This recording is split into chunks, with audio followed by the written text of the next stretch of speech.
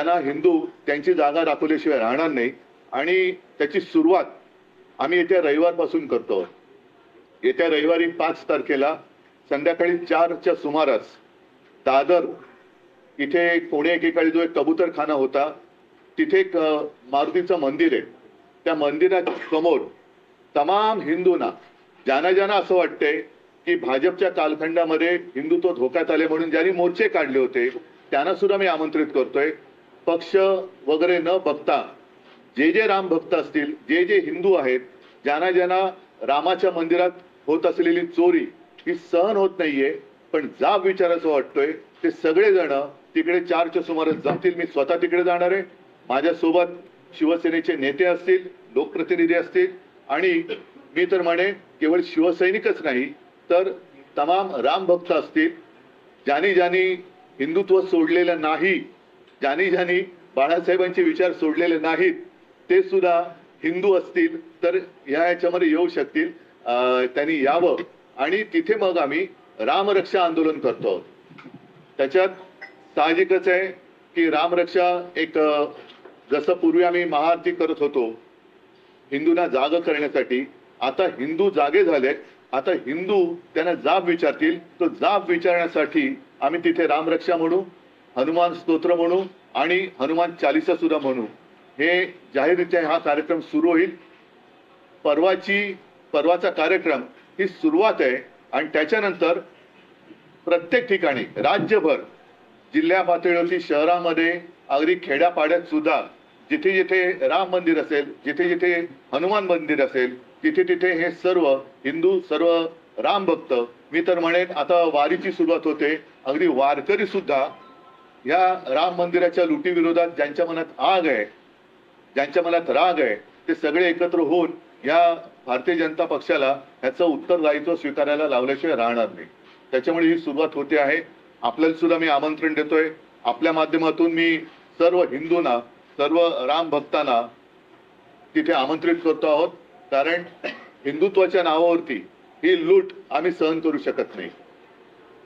हा जर काही त्यांनी देखावा केला असेल की मंदिर वही बनाएंगे, मंदिर झालं पण त्या मंदिराच्या मागे ज्यांनी ज्यांनी रक्त सांडलं, ज्यांनी ज्यांनी कष्ट, ज्यांनी म्हणजे अनेकांना तुरुंगवास झाला, त्या सगळ्यांचे कष्ट हे असे आम्ही वाया जाऊ देणार नाही.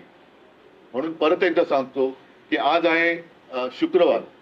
परवा रविवारी 5 तारखेला साधारण 4च्या सुमारास दादर येथे जे मारुतीचं मंदिर आहे, जिथे जुना कबूतरखाना होता, तिथे सगळेजण एकत्रित येतील आणि रामरक्षा आंदोलन आम्ही सुरू करतो. इतर पक्षांना सुद्धा आवाहन करताय का? मनसेच्या राज ठाकरेंना सुद्धा आवाहन करताय का? मी तमाम हिंदूंना, तमाम राम भक्तांना पक्ष पातळीच्या पलीकडे जाऊन आवाहन करतोय. आवाहन म्हणजे विनंती. आव्हान आणि आवाहन ह्याच्यामध्ये फरक आहे. आवाहन म्हणजे विनंती करतोय की ज्यांना ज्यांना तिकडे यावंसं वाटते त्यांनी तिकडे बिंदास यावं. उद्धवजी, राम जन्मभूमी हा देशवासियांच्या आस्थेचा विषय आहे. राम जन्मभूमीचं आंदोलन हे देशव्यापी होतं. आता हे तुम्ही रामरक्षा जे आंदोलन सुरू करत आहात ते मुंबई महाराष्ट्रापुरतं मर्यादित असणार आहे की पुढच्या काळात हे देशव्यापी असेल आणि तुम्ही स्वतः अयोध्येत जाणार आहात का? मी अमित शहाबरोबर नक्की अयोध्येला जाणार आहे. पुढे काय ऐका, एक मिनिट तुमच्या प्रश्नाचं उत्तर देतो की तुमच्या लक्षात असेल की त्यावेळेला राम मंदिराचं आंदोलन हे देशव्यापी होतं पण शिवसेनेने, अगदी स्वतः शिवसेना प्रमुख हे अक्षरशः राज्यभर फिरले होते. मग कधी महाआरती असेल, कधी ते शिलापूजन असेल, अनेक ठिकाणचे फोटो माझ्याकडे आहेत. संपूर्ण राज्य हे शिवसेना प्रमुखांनी उठवलं होतं, पेटवलं होतं आणि त्याचसोबत महाराष्ट्राकडनं स्फूर्ती घेऊन मग तिकडे अडवाणीजींनी रथयात्रा काढली होती. मला असं वाटतं की भाजपच्या लोकांना सुद्धा हे जे पटत नाहीये त्यांनी सुद्धा पुढची रथयात्रा काढायला काही हरकत नाही. त्याच्यातही शिवसेना सहभागी व्हायला तयार आहे आणि देशभर हे आंदोलन झालं पाहिजे. जे जे हिंदूंच्या भावनेशी खेळतायत, जे जे हिंदूंच्या भावनेशी खेळलेत आणि हिंदुत्वाचा बुरखा घालून जे राम मंदिर लुटतायत ते माझ्या मते देशद्रोह करतायत. देशभरात सुरू झाले पण महाराष्ट्र त्याच्यामध्ये मागे राहणार नाही. महाराष्ट्र हा नेतृत्व करेल आणि असं हिंदूंच्या भावना या कोणी अशा स्वतःच्या खेळण्यासाठी वापरू नयेत, स्वतःच्या स्वार्थासाठी वापरू सर, नयेत. एक बड़ी बात आपने कही है कि आप अमित शाह के साथ अयोध्या जाएंगे, इसे क्या सिर्फ ऐसे ही जो है नहीं वो छोड़ो, एक एक मजाक की बात मैंने की, क्योंकि कल ही मैंने सुना कि अमित शाह भी खुद गए नहीं, ऐसे किसी ने कहा है, तो वो बात छोड़ो. अब तक मैं तो दो बार और हमारे साथी जो है संजय राउत जी, आदित्य वगैरह हमारे सब साथी वहाँ 2-4 बार गए हुए हैं. मैं तो खुद चीफ मिनिस्टर बनने के पहले भी गया था और उसी वक्त मैंने नारा दिया था, पहले मंदिर फिर सरकार. तो हमारे लिए मंदिर का महत्व ये है, सरकार बाद में, मंदिर पहले. सर, अयोध्या के इस आंदोलन में शिवसेना काफी बढ़ चढ़ के शिवसेना ने हिस्सा लिया था. क्या ये जो आप लोग आंदोलन शुरू कर रहे हैं राम रक्षा, इस आंदोलन को क्या पूरे देशव्यापी स्तर पर लेकर जाएंगे और क्या इस प्लान क्या है उसको थोड़ा हिंदी में बता दिए सर. यस, जैसे मैंने मराठी में कहा कि भाजपा ने अपने, अब मैं ऐसे कहता हूं कि स्वार्थ के लिए क्या राम मंदिर का मुद्दा लिया था. अब राम मंदिर के लिए जिन लोगों ने आंदोलन किया था, काफी सारे लोग आज भी हैं जिन्होंने वो जेल गए थे, वो कार सेवकों के ऊपर कैसे अत्याचार किया गया था, आज भी सबके दिल में या मन में है. और अब उसका फायदा भाजपा उठा रही है. सत्ता तो आ गई, मंदिर तो बन गया, मंदिर भी कोर्ट के आदेश के अनुसार बन गया. तो अब जो भी मंदिर लूट रहे हैं उनको हिंदू माफ नहीं करेगा. और मैं तो कहता हूं कि मुंबई में रहने वाले, महाराष्ट्र में रहने वाले, पूरे देश में रहने वाले जो भी हिंदू है वो सारे इस आंदोलन में आए.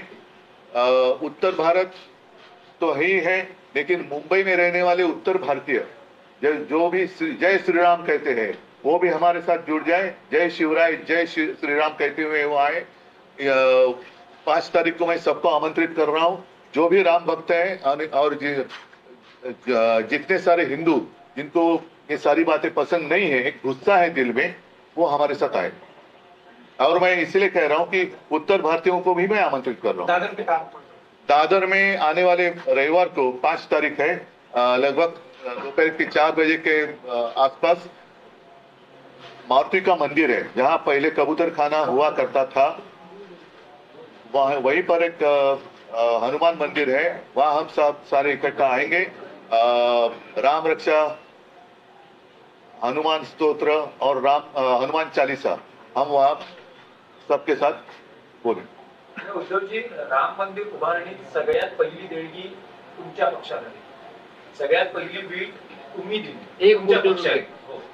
तर मग तुम्हाला हे वाटत नाही का, समजा जर दानपेटीत अपहार होत असेल तर थेट अयोध्येत जाऊन अशा प्रकारांच्या बाबतीत जाब विचारला जावा. अयोध्येत तर मी जाणार आहे, मी काही जायला लाजत नाहीये, अयोध्येत जाणार.